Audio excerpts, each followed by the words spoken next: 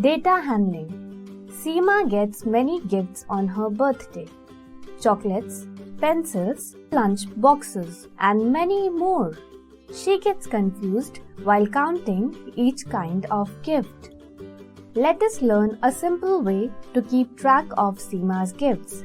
The process of organizing the data to make it more meaningful is called data handling.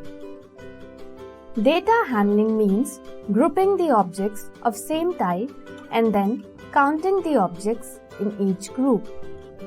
Let us start grouping of Seema's gifts. Let us count each kind of gifts.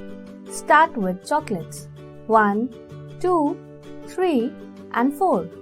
She got 4 chocolates. Now count pencils. 1, 2, 3, 4 and 5. She got 5 pencils. Count lunch boxes. 1, 2.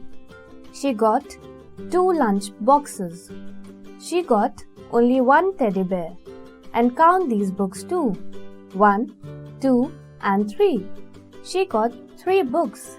So, Seema got 4 chocolates, 5 pencils, 2 lunch boxes, 1 teddy bear and 3 books. Let us make a table of each gift to understand the data clearly. This is how data handling helps us to organize the data.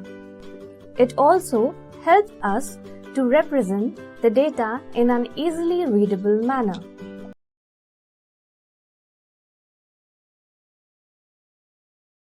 Subscribe now and press the bell icon. Never miss an update.